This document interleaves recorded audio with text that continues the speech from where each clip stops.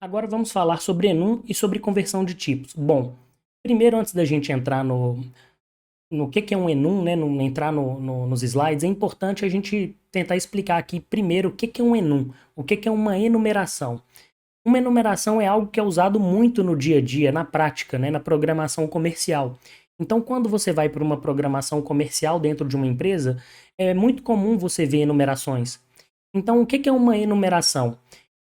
O método mais simples que eu lembro de enumeração para trazer são os dias do ano. Então, por exemplo, os meses do ano, né? Perdão. Então, eu posso pegar, por exemplo, de janeiro a dezembro e criar uma enumeração disso. Então, o que é melhor eu fazer? Eu criar uma variável só que represente para mim todos esses meses do ano e cada mês é relativo a um número, por exemplo, né? Janeiro 1, fevereiro 2, março 3, ou eu ficar sempre trabalhando com as strings mesmo, né? Com janeiro, fevereiro, março, abril, com as palavras. É muito melhor trabalhar com uma enumeração, ou seja, um mês para algum número. Isso é muito melhor, tá? Isso é muito mais viável para eu fazer. Então, um enum é isso, tá? Então, vamos lá. Então, o que é um menu? Uma enumeração, um menu, é uma variável que pode assumir diversos valores estáticos diferentes. Por exemplo, a variável mês, né, que representa os meses do ano. Com mês sendo um enum, eu posso adicionar os nomes dos meses a ela e tornar o código mais inteligível.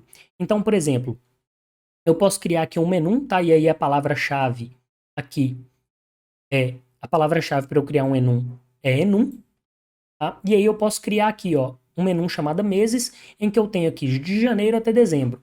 E reparem que eu coloquei um igual a 1 aqui, ou seja, eu estou falando que janeiro é igual ao número 1.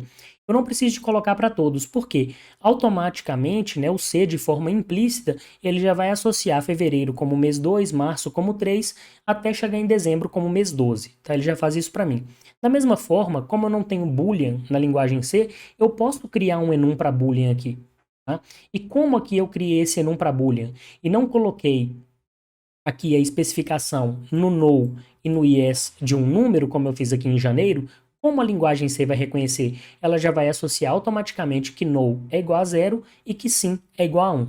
Então, quando eu estiver me referindo a boolean lá e colocar zero, eu sei que é no. E quando eu colocar 1, eu sei que é yes, né, que é sim. Então, isso é um menu em C, uma enumeração. E isso é muito usado em programação comercial. Ok, agora a gente vai falar sobre conversão de tipos, typecasting, que basicamente é mudar um tipo de um dado para outra coisa, né? Fazer conversões, ou seja, mudar um tipo de um dado, mudar o tamanho de um dado. Então isso é typecasting.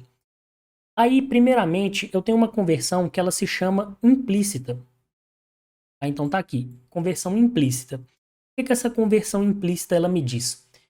Ela me diz o seguinte, vamos pegar esse exemplo aqui. Eu estou querendo somar duas variáveis, A e B. Tá? E repara o seguinte, B tem 32 bits e A tem 16 bits. Essa soma aqui não pode ser feita. Tá? Não pode ser feito, porque um tem 16 bits e outro tem 32 bits. Por que que eu não posso fazer essa adição aqui? Porque pode haver perda de informação. Tá? Pode haver perda de informação de dados. Perda de dados na hora que eu fizer a soma desses dois dados. Então, para a gente fazer essa adição, eu tenho que converter para 32 bits. Tá? Então, eu converti aqui a B, eu mantive 32 bits, e a variável A eu converti para 32 bits. Aí você fala assim, mas professor, por que que você converte de 16 bits para 32 bits? Por que que você não converte, talvez, essa de 32 bits para 16? A resposta aqui é simples. Por quê? Porque pode haver perda de informação.